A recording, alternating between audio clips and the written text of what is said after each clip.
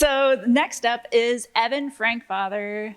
He is an undergrad UC engineering student, but has some great technology that he's going to share with you. And I'm going to give you the clicker and you can take it away. Thanks, Evan. Hello, everybody. Oh, that's better. All right. I'm Evan Frankfather. I'm a fourth-year UC undergrad student in mechanical engineering. And I'm here today solving a problem that's going to affect every single one of us. So as we get older, our mobility reduces and some of us lose the ability to ride bicycles, traditional pedal-powered bicycles. So a lot of older folks today are turning to e-bikes as a solution. What this offers is increased mobility, it offers reliability, it offers the ability to conquer things like hills and challenging terrain that even well-versed cyclists might find challenging.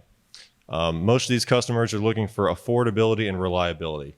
A lot of them don't have disposable income, a lot of them don't have a whole lot of maintenance experience, so they want something that's affordable and that'll work for them for a long time.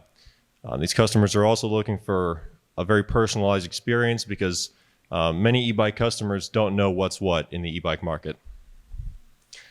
So what are they doing today? Well, current solutions include highly expensive OEM e-bikes from a bike shop. You go to a bike shop and buy a Trek e-bike, a Schwinn e-bike, etc. You're going to pay upwards of $3,000 for a bike with decent performance. The advantages are you have guaranteed serviceability, you have a trusted name brand, and you can have people at the bike shop who will help you pick one out. But obviously the downside is you're going to pay big bucks. Alternatives include cheaper e-bikes. You can go on Amazon and just type in e-bike and get one for a few $100s. They're very easy to find, they're cheap, but the build quality is very poor, and the lifespan of those bikes is going to be a whole lot shorter than something else. So where do I fit in? I want my business to fit in right in the middle. I want to offer a personalized shopping experience at a very high quality while undercutting current OEM e-bike offerings. So the bike that you see before you, I first put together in January of 2020. What I did was I bought the frame, the front wheel, some of the other components. It was an old tired Trek mountain bike. I paid 50 bucks for it. And then I strapped $550 worth of lithium-ion battery right here and rear hub motor right there for an e-bike that has over 30 miles per hour top speed, 25 miles of range in the city, and so far has lasted over 4,200 miles with no major mechanical issues, which if you're not well-versed in bikes is a really, really long distance.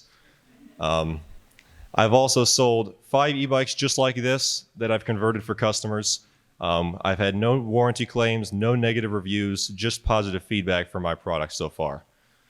So my current business model isn't very scalable. Building bikes for customers one at a time, it takes a lot of time. I'm not making very much money per hour. So what I'd like to do is expand into just selling as kits.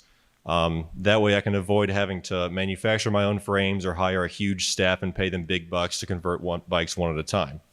So what I'd like to do is contact my manufacturers for the lithium-ion batteries and for the motors and say, hey, I'd like to order these 100 at a time, 200 at a time, whatever. And I'd like to put these together as a kit with my custom water jet cut controller housing you see there and sell it wholesale to indie bike shops that don't already have commitments to OEM e-bike manufacturers like Trek, like Schwinn, like Specialized, so that they can sell them to customers, they can install them for customers, they can do whatever they want. I would like to continue building e-bikes for customers because it's what I enjoy doing, but I'd also like to break into the market of just selling these as kits because that's the part of the business that's going to be scalable in the future. So, and that's what I need to take my business to the next level. Obviously, I already have a prototype. The technical skills are already there. The prototype's hammered out. It's proven. What I need is connections with indie bike shops who might be willing to sell and install these kits to get me to the next level of my business. So it's really hard to estimate my total addressable market because of the lack of data available on the people I'm addressing. So the e-bike customers that I'm targeting are, yes, they're older folks, traditional e-bike customers, but I'm also looking at DIYers who might be willing to put these kits on themselves. I'm looking at people with brand loyalty to existing bike shops. I'm looking at the intersectionality of several different groups. So what I've done is I've taken the total e-bike market for Hamilton County, just regional for now, and estimated 5% of that. That's $160,000 in the first year. Obviously, as I expand, I'd be able to expand out of Hamilton County and expand my reach into Ohio, into the Midwest, into the United States. So that number is poised to go nowhere but up. Any questions?